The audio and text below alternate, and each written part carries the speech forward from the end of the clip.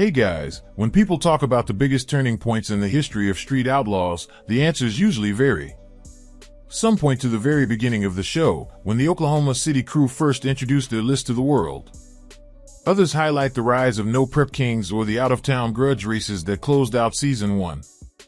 You'll also hear names like Big Chief, Ryan Martin, or JJ DeBoss as game changers. But for many longtime fans, the true turning point came with something more controversial: the rise of the promod era. What started as an exciting leap forward in speed and technology eventually became one of the most divisive chapters in the show's history. So much so that many believe it marked the end of street racing as Street Outlaws fans knew it. The controversy kicked off when Kai Kelly showed up with the shocker, branding it proudly as a street race promod. He didn't just race the car, he turned it into a marketing tool, selling shirts and hats with the phrase emblazoned across them. Fans were stunned. Until then, the cars on Street Outlaws were mostly beefed-up versions of real-world street machines, albeit with some serious modifications. But the shocker blurred the line between a race car and a purpose-built promod. The floodgates opened. Big Chief unveiled the Chromod, an evolution of his legendary Crow. Jeff Lutz dusted off his own promod. Mad Max Disco Dean rolled in with a wild machine of his own. Suddenly, the streets were filled with cars that looked more like they belonged on a drag strip than on Route 66 at 2 a.m. Fans couldn't believe what they were seeing. It was spectacular, almost cartoonish in its absurdity. Watching 3,000 horsepower promods hook and book on a public street was unlike anything racing television had ever shown. At first, the shock factor worked. Viewers were glued to the screen. But then reality began to sink in. The magic of Street Outlaws in its early years was relatability. Viewers looked at the cars, Camaros, Novas, Mustangs, Cutlasses, and thought, hey, that's not far off from what my buddy has in his garage. Sure, the cars were heavily modified, but they still had roots in real street builds.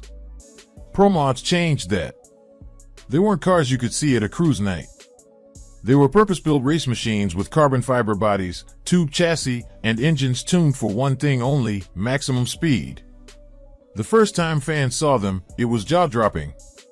But as the races continued, the excitement gave way to a sense of disconnect. People began to miss the real cars. The charm of Street Outlaws wasn't just the competition, it was the illusion that these were still street machines, the kinds of cars you might dream about building yourself. By introducing promods, the show crossed a line. And once crossed, it couldn't be uncrossed. It didn't take long for the backlash to reach the racers themselves. Big Chief, who had embraced the promod scene with the Chromod, eventually declared that enough was enough. He wanted to cut them out. Once Chief said we're done with them, the tide shifted. The other racers followed, and promods were slowly phased out of the main storyline. But the damage was already done. The field had advanced so far, so fast, that even when the racers tried to go back to traditional style builds, things weren't the same. Competitors had already spent huge sums of money catching up to the promods. You can't just rewind that kind of investment. It was like racing had skipped ahead 5 or 6 years in just a few seasons. Even though the show tried to return to its roots, the sport had accelerated beyond the point where a steel-bodied streetcar could realistically compete. To be fair, the promod era wasn't all bad. In fact, it may have been necessary. It brought a surge of publicity to the show. Sure, a lot of it was negative, fans and critics mocking the idea of street racing in full-blown promods, but publicity is publicity. People were talking. It also raised the level of competition dramatically. Promods forced everyone to innovate, to push harder, to find new ways to make their cars faster.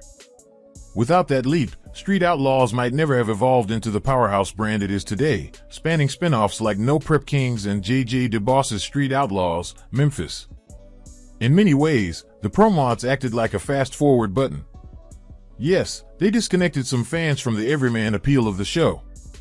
But they also put Street Outlaws on the map in a way no steel-bodied Nova ever could.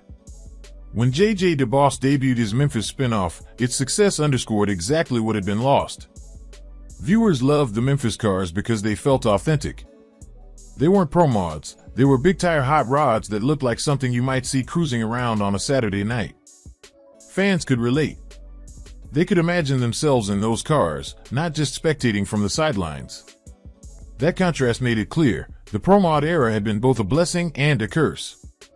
It delivered some of the most jaw-dropping races in the show's history, but it also shattered the illusion of grassroots street racing. Looking back now, the era feels confusing. On the one hand, the racing was electric and the drama was off the charts. On the other hand, it left a scar. Fans still debate whether Street Outlaws ever fully recovered. So, did promods destroy Street Outlaws? The answer depends on who you ask. For purists, yes. Promods ruined the street racing aesthetic and turned the show into something unrecognizable. For thrill seekers, no. Promods gave us some of the wildest races and moments in TV drag racing history.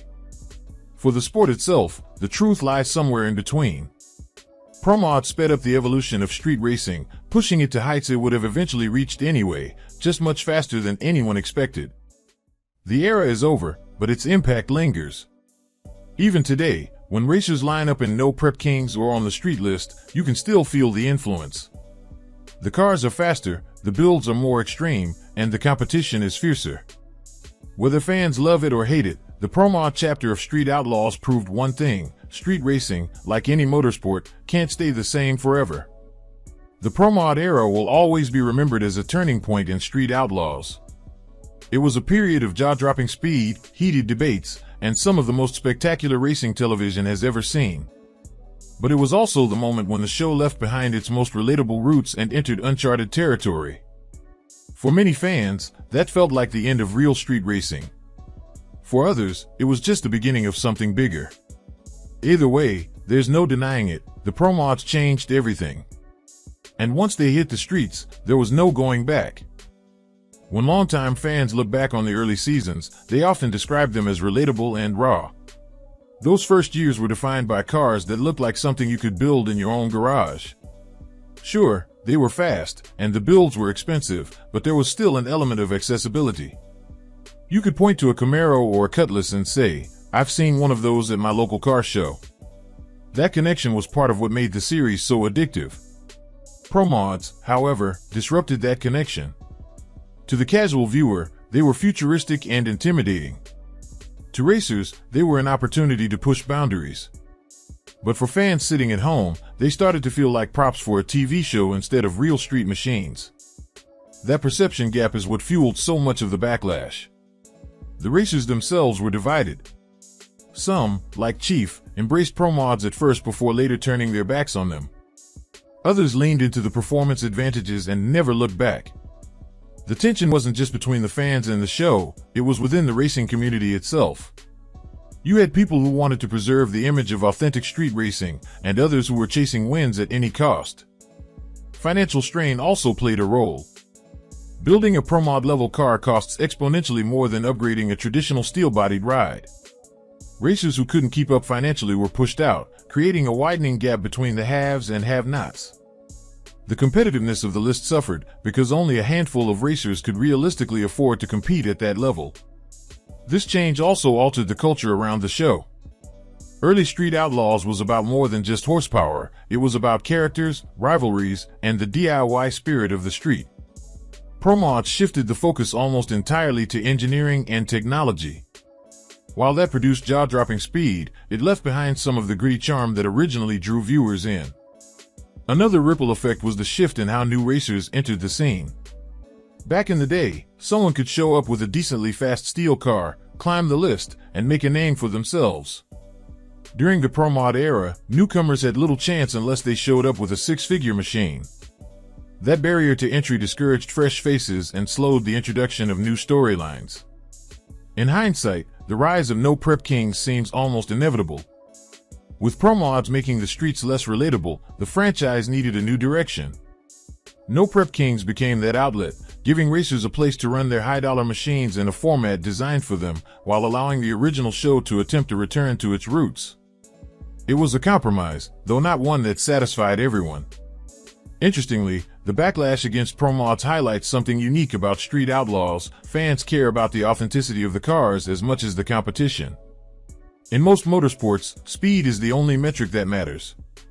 But on Street Outlaws, the street label carries weight. When the cars stopped looking like street machines, fans felt like the identity of the show had been compromised. Ultimately, the promod era stands as both a warning and a lesson. It proved how quickly innovation can alienate an audience if it moves too far from the show's core identity. Yet it also showed that controversy can spark growth, pushing the brand into new formats and forcing racers to adapt. Like it or not, without the promods, Street Outlaws wouldn't be the global franchise it is today.